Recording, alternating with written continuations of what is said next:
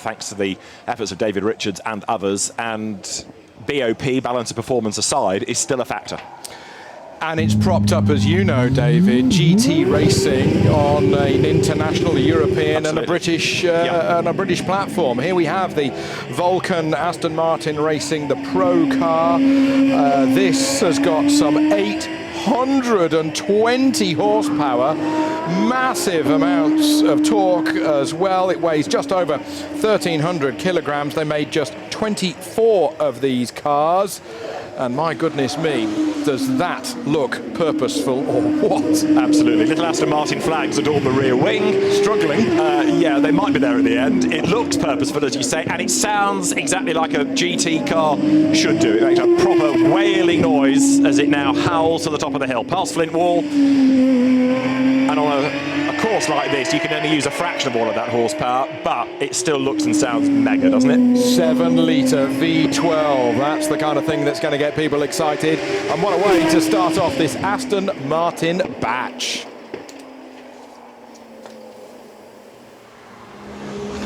Do we know who's driving the Vulcan? I'm not sure myself, but I was hoping that you might say, yes, I've just spotted a helmet, but didn't quite. That is one to research, because Aston has this great roster of drivers, doesn't it? Absolutely. Saw Darren Turner this morning. He's going to be a very busy boy here this weekend. Johnny Adams going to be here this weekend as well. The pair of them together with Daniel Serra winning the GTE Pro category at Le Mans in 2017. With the outgoing car. Now this almost looks understated in comparison, doesn't it? I mean, still non-object to one, and it looks very patriotic, but compared to the outlandish Vulcan, this completely different look. Now there's 6 Vantage different liveries that have been developed by Aston Martin, each inspired by a significant car from Aston Martin's history. For example, there is the record breaker, the silver and the green Vantage based on the Razor Blade, one of the early cars from back in 1923. There is also the paying homage to the Ulster. There's the David Brown era, the DB3S, you know, with the little yellow flashes for the DB3S that would be on the front wings. The Group C Monster, don't forget that in the early 80s, with the Aston Martin Nimrod, they went to Le Mans. Probably somebody like Malak drove it, together with Tiff, together with somebody, I can't remember who. Mike Salmon. And John Sheldon, who had his big fiery accident on the Bullsdown Straight in a Nimrod. And one of the guys who was doing the aerodynamics on that was Willem Towett. That's right, yes it was, wasn't it? Who went on to be head aerodynamicist at Ferrari and such like. But, you know, they celebrate the Le Mans winner, of course, with the DBR9 back, as I said, a few years ago. And here we are with the DBR4 GT. Yeah, the DB4 GT, a great GT car of its time. This is Tom Alexander's car that we've seen regularly at Goodwood at things like the Revival or the Members Meeting. Then you go to the DBR9, which really brought the company back into GT racing. This car that was in many ways based on the 550 Maranello Ferrari, because ProDrive had an involvement in that, and they took all the best bits of it and all the development and built them into this Aston Martin, which was very successful at Le Mans, but also in the FIA GT Championship. This car, run by the La Competition team, Jack Leconte's team, that the likes of Christophe Boucher would have driven in period. There was the work squad as well, but this was a car that, where do we go to now? But around about 06, really did come along with a bang for international GT racing. Gregor Fiskin, owner, driver of this car, when they came back into motorsport. This is the #1 chassis, X-Works car that did drive at Le Mans in 2007. Talking about Le Mans, let's get completely up to date. Here is Johnny Adam with the 2018-2019 FIA WEC Super Season car. That's going up the hill. That's the Nimrod 1984. In the Bovis colours, and I saw Ray Mallock this morning. So the car owned by Roger Bennington, who's an inveterate Aston Martin enthusiast and racer, but Ray Mallock here to drive it. It was an Eric Broadley designed car, Eric of Lola fame. It had this V8 570 brake horsepower engine. It started really in 1982, and it got better and better and better. And of course, Aston Martin was still competing in Group C at the end of the era, because you had the later car. Now that looks a bit smoky, we'll whisper that, but the Nimrod sadly was a bit heavy, and it never really achieved the results. And for many years, it kept British interest alive at Le Mans, of course, until Jaguar came back on the scene. Yes, and then won in '88. But you know, it was really at this time down to Victor Gauntlet, who got hold of Aston Martin and got it going again. It was as simple as that. You know, he ploughed a lot of money into British motorsport with Pace Petroleum as well. You regularly see there's another Nimrod with Pace Petroleum down the side, but Gauntlet is not to be forgotten in the story of Aston Martin. Sure. His son, I happened across the other day, and he's equally into motorsport. Oh, is it? Good little story, yes. Okay. This Aston Martin is from the current iteration of British GT, and the Optimum Motorsport car you have, but go back even earlier to the project cars. 5 NBP, you can see here. The Project 214, another prototype based on the DB4 GT, Simon Draper's car from 1963, a Bruce McLaren Ennis Island car. You were watching the off-roaders earlier, you'll have heard Toby talking about Jean-Louis Schlesser. Well, his uncle, Joe Schlesser, was a driver of this type of car as well. And Aston Martin trying all sorts of things in the mid-60s to find more pace, whether it was by engines or by aero. Here is the 11 horsepower Green P, a 1.5 litre 4-cylinder car from 1922. One of the 2 cars entered into the French Grand Prix at Strasbourg. But you didn't know there was a Grand Prix at Strasbourg. I wasn't there, I do confess, yes. No, you were the year after. That's right. Where it was driven by Zabrowski. Yeah. He was running in 6th position when the Magneto failed. Here's an Ulster. It is. This is one of the 10/10 zone cars. Holly Mason Franchitti at the wheel of it. This 4-cylinder, 80 brake horsepower car from 1935. Tim Rose Richards did sterling stuff with it in the Tourist Trophy at Ards, the Northern Irish circuit, that year. And you know, these cars haven't just been dusted down for the event. These are regularly raced either within the Vintage Sports Car Club's Formula Vintage events, or Aston Martin Owners Club events, or at major historic meetings. And you think about the age of them, and they are still racing and still reliable, still quick. Did a track day at Silverstone in late April. There were 2 of them there, amongst all the modern stuff. Amazing, isn't it? It was brilliant. Yeah. Absolutely brilliant. This looks like another Ulster. I think it is. This 1935 is car. Keith Ashworth's car, Philip Haslam at the wheel of it. I think I'm right in saying. And this was named the Ulster because of Aston's 1-2-3 class win at the Tourist Trophy at Arles in 1934. This one also raced at Le Mans in 1935. It did the Mille Miglia, it did the Targa Abruzzo. It was a proper endurance car. And then you go to the Aston Martin Speed model, the Red Dragon, 2-litre engine by this stage, 1936, Alan Middleton's car this is, and it was an ex-Dick Seaman, Richard Seaman car. Now, sports car racing as well, in the 50s played a huge part, Toby. This is quite something. This is the DB3S, 2.9 litre, straight 6, 1954 car, and I was lucky enough to be taken around the block in one of these in the early 90s. We went down the certain road in Worcestershire at about 140 miles an hour. It was the one that finished 3rd at Le Mans in 56 with Moss and Collins. Oh. And there's a picture of me getting back home, getting out of it, slightly windswept, but it made a bit of an indelible mark, and it parked outside the front door of my then folks' house, and I didn't really appreciate how important a podium Le Mans car was sitting on the lawn outside the house. But there, DB3S, wonderful. Moving on.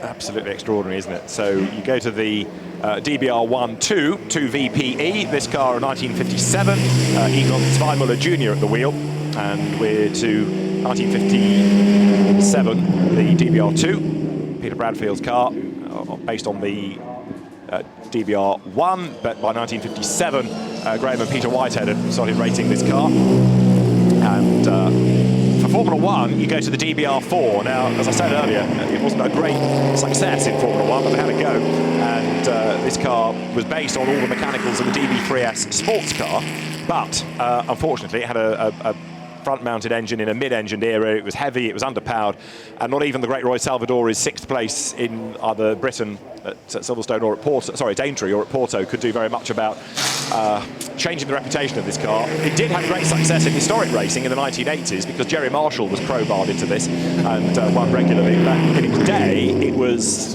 I'm afraid, a midfielder. But again, it's just wonderful to see it. And you forget that Aston Martin was a Formula One brand for a time. And of course, there's chance of that coming back. They're there as an engine provider and as an associate sponsor. But how long before Aston Martin is rebranded with Red Bull as the constructor? Well, it's going to be quicker than that because they're going back to Le Mans with hypercar. That's right, with the Valkyrie. We heard all the announcements at Le Mans 2-3 weeks ago and pictures of what the Valkyrie may look like modified even further. And although there's one yet to move in public, should I say, it's going to be quite something. And, we must applaud Aston with their forward thinking at present, with Andy Palmer to really go forward and grab a nettle that doesn't actually sting. They're wonderful times ahead for Aston Martin. Wonderful. So let's have a look at the highlights of our Aston Martin batch that began with the Vulcan steaming its way up the hill and being a very dramatic start. But if you would rather go up in smoke, then the option is there for you as well. All these modern day Aston Martins giving you a chance to see what the constructor is up to now. And then we had a little look back in time as well to the DBR9, Gregor Fiskin's car, which the Lara team ran, the DB4 GT, going back to 1960, Tom Alexander.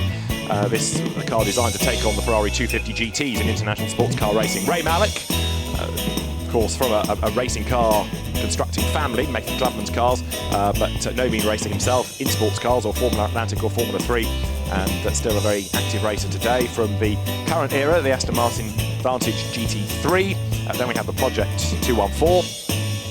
Another regular historic race car, and Aston Martin Ulster's In Profusion, the car taking its name from the Ards Tourist Trophy, in which Aston did so well in 1934.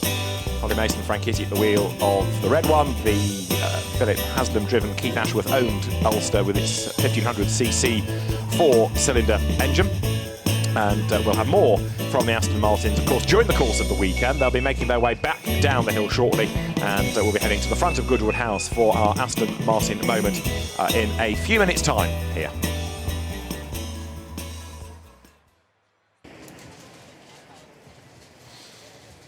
So we celebrate Aston Martin this weekend. The Jerry Judah sculpture in front of Goodwood House is all about Aston Martin. And here in the top paddock, we're having a look back at some of the great cars of the history of Aston Martin. I know we've all been banging on about why you ought to buy a programme, but apart from the fact it tells you what you're seeing, there are also some fabulous archive photographs.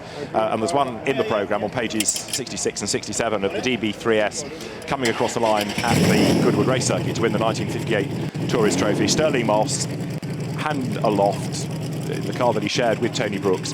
And you look at that and you appreciate the history of Aston Martin. But then you also look at it and you think, actually, that's exactly how it looks now, pretty much, for the revival. It's just a great shot encapsulating the era. Right, Darren Turner there aboard the DB3S, and in the top paddock is Ed Foster. We didn't want to get rid of it. So we're surrounded by Aston Martins up here, and we're at the moment right at the front of the line with Steve Tompkins. You've just been talking me through all your different engine modes. Number 3 sounds like the most exciting, with 850 brake horsepower. Exactly, that's the default setting. Everybody that gets in, we talk them through it and their eyes light up at that one, so that's the one of choice. When we do the driver training program, we start them lower down and then work up through the settings, and we go from the treaded tyres that we're on today onto slicks and then up to power mode 3. So you've driven this on a circuit. What's it like? Amazing. It is amazing. Huge amounts of grip, which I think my customer will vouch for. And braking capabilities, it's huge. But what's really nice about the car, initially we can set them up quite easy for the customers. So if the car breaks away, it's progressive, doesn't snap and scare them. So we can build their confidence, and then as their confidence grows, then we can start fine-tuning the setup to be a little bit more race-focused. But the drive program's taken to some of the best circuits around the world, and watching a lot of them have gone from absolutely nothing to a hero. One fella, I should be careful what I say, he raced at Le Mans last year, and seeing him on day one to how he raced at Le Mans last year it was really impressive. So huge learning curve for him. So did really well. Well, there's hope for me. Hope for me yet. Yes, yeah. Thank you very much. You're welcome. Thank you. Cheers. Bye bye. Marino, this is a 2009 racer that Gregor Fiskin raced at Le Mans. Is it still running as it did in period? Oh man, it's one of those cars I watched a lot when I was racing in different classes and against it in some cases. But what a thing, that V12. Just unbelievable. There's just no inertia. It's such a great opportunity to run it up the hill here, celebrating Aston. Yeah, switched the traction control off, gave it some smoke at the start, and then switched it back on and cruised up. But it's an unbelievable car, and Gregor can't be here today, so he asked me to have a little go, and it's really good fun. Yeah, you get all the worst jobs, don't you? Now, you've obviously a Sebring 12-hour winner. It's not the most forgiving of tracks, this is it? No, it's somewhere to show off the cars, and you kind of want to make noise and entertain people, but there's a lot of opportunity for it to go wrong, especially day one. It's the slippiest you can possibly imagine. So, yeah, just taking it easy and enjoying the car. Well, thank you very much. Enjoy it. Thank you. Johnny, obviously you've done many miles in this car. It must be like an old friend now. It is. You know, this car's now been out for over a year now. So it's a debut season in WEC. For the team, brilliant, with 2 victories, both in Shanghai and Fuji. So something that some other manufacturers never achieved, which was to win in year one with a debut chassis. And we've got good momentum now going into the next WEC season, which starts not far away. 1st of September at Silverstone is the next WEC championship. So you'll be a busy boy over this weekend. What else are you driving? Maybe potentially some road cars, but most of the stuff is around the GTE. So this is the original chassis that we raced only a few weeks ago at Le Mans. So it's nice to take up the hill. Obviously, it's nice to see so many Astons in the group here as well. So all good fun. Johnny, thank you very much. Enjoy it. Thank you. So the Aston Martins make their way down the hill, ready to, in some cases, head to the paddock, in other cases, go to the front of Goodwood House. Great to hear from some of the drivers, and I think in the case of Darren Turner, who's been associated with Aston Martin now for probably 2 decades, Johnny Adam, a more recent factory driver, they appreciate the history of the brand as well, don't they? And they understand the enormity of what they're doing, especially at a place like Le Mans, or in the World Endurance Championship, where the history as a sports car brand is so strong. Totally, David, totally. And also I was lucky enough to go around the headquarters at Newport Pagnell in November, December last year, and it's an impressive entrance. Yeah. Have you been? I haven't, but people tell me it is. It's all very modern, and it's glass and it's chrome and lovely slate and all very, very wonderful. But of course, it's the original place. The original office is in the building over the road, which is crumbling a bit. And outside, they've got all these customer cars that are going to get ready to be refurbished, reconditioned, recommissioned, and then there's new builds in there. There's individual cars in there. Of course, there's the run of recreations, DB4s in there, and it's the leather shop, the woodworking, the veneer place, where everything gets done. And I was quite humbled, and I'm naughty that it's taken me this long to go along, but when the invite was there, I jumped at it. Yes, you would. To go along on a quiet Wednesday or whatever it was, and had a wander around. It was truly brilliant. It was truly brilliant, and my hats properly came on. I'm not just saying that because we're here today. I was very, very impressed. Yeah. I think we were saying this morning, but we looked at the Morgan. When you consider how many British brands we've lost over the years, it is great that you have one that's still there, still going strong, and still, of course, advancing into the future. So, the Aston Martins head in front of Goodwood House, and our first Aston Martin moment of the weekend is getting underway very shortly. And also there are Tom Clarkson and Gemma Scott. We are quite literally having an Aston Martin moment down here in front of the Goodwood House. Isn't this wonderful? Surrounded by so many different Astons, Tom. Gemma, I'm having one of those, everywhere I go at Goodwood, I'm having one of those pinch yourself moments, and this is definitely one. I mean, just look, all around us, all vintages of Aston. Look at the centrepiece here. I mean, it's quite extraordinary, the cars that have been gathered together. It really is. And you talk about the centrepiece there. What's interesting to note is that Aston Martin were the first partners of the Goodwood Festival of Speed. So they created the first centrepiece. And then here we are, that was back in '93, the first festival. And here we are today with another Aston Martin centrepiece. And they just seem to get more and more creative and more spectacular every time. And there's many anniversaries for Aston. Listen to that. It's beautiful. Listen. That's Just beautiful. beautiful. I'm getting all tearful listening to this now, but I mean, I don't know, this is amazing, absolutely amazing.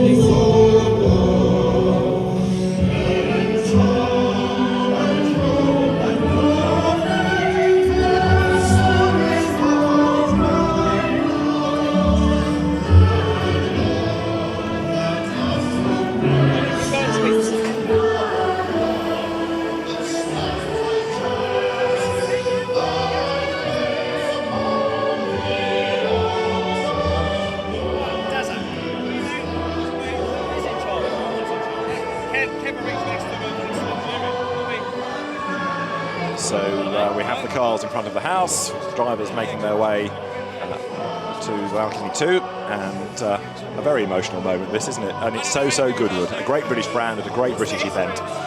Nobody does it quite like this.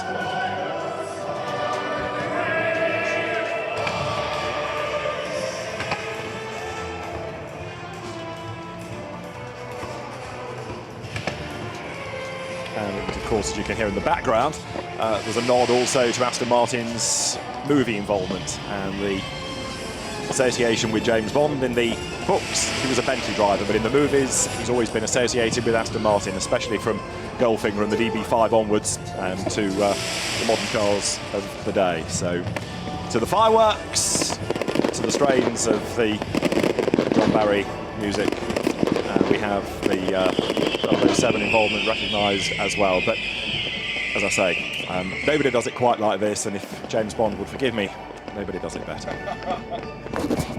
Or Carly Simon, should you say? Indeed, yes. There you have the 11 horsepower Razor Blade, designed to set speed records in the time. James Chain's car, Colin Shaw, the driver of it, 47 centimetres wide at its widest point. That the aluminium structure from a de Havilland aircraft company, but AC nabbed the 100-mile-an-hour light car record before Aston Martin did. But the Razor Blade did then go on to have great success at Brooklands. And a bit of Elgar as well. Wonderful.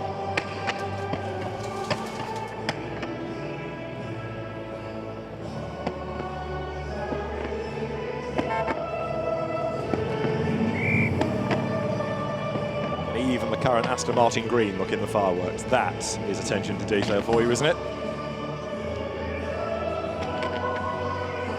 It's like an impromptu last night at the proms now.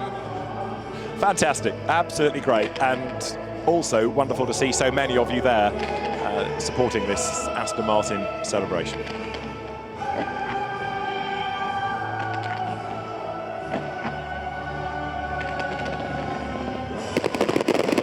That range of cars, how Aston Martin has changed, how it has evolved, going back from the first car that we have in the batch from 1921.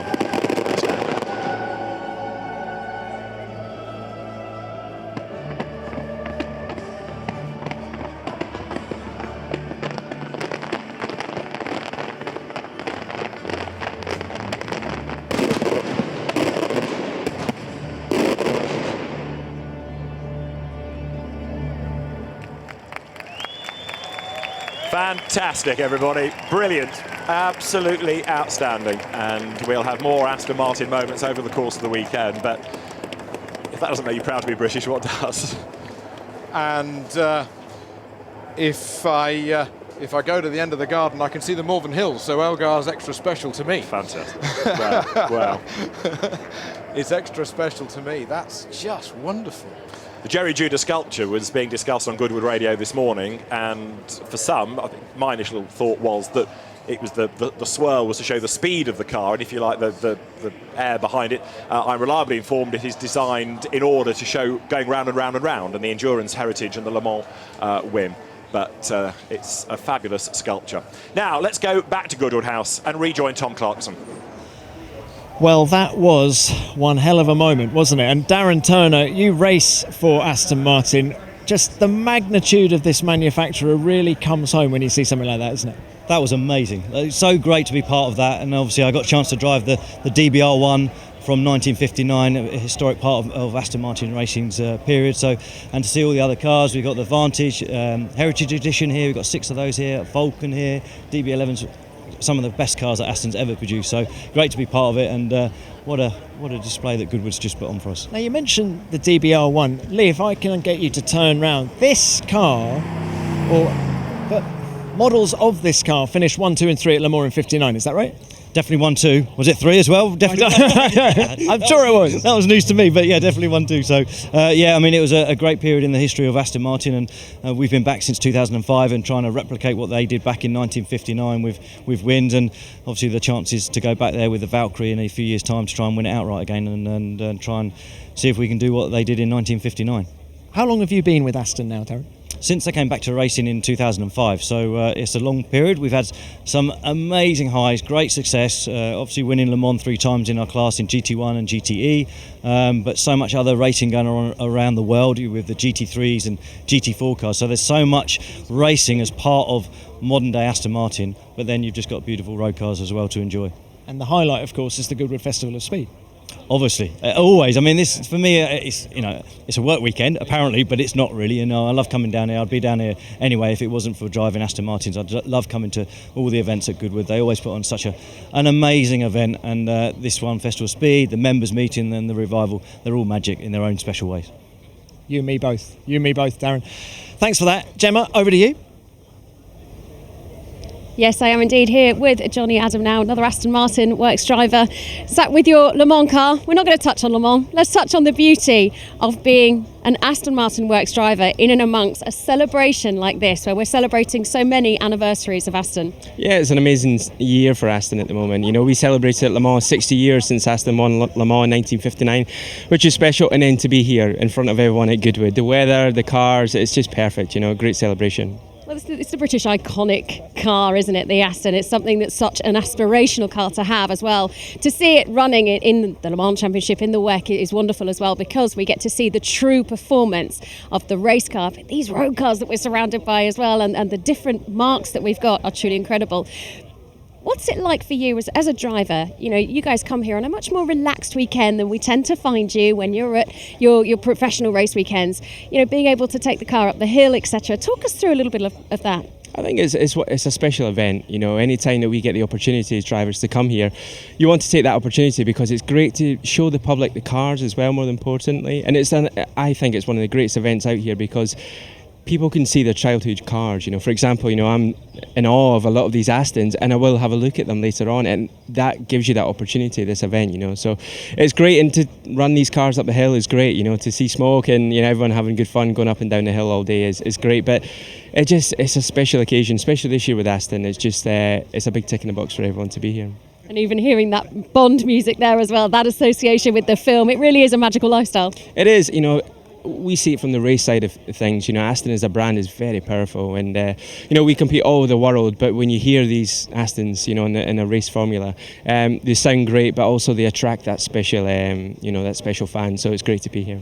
Thank you very much. Johnny, tell us for the rest of the weekend, will you be up the hill again in this particular one, or do you jump into different cars? Yeah, so most of the weekend I'll be in the GTE car that raced at Le Mans a few weeks ago, so yeah, quite busy with that, and it's just special to be here with this car, you know, a car that we only raced 3 or 4 weeks ago at Le Mans, so we'll show that to the crowd later on.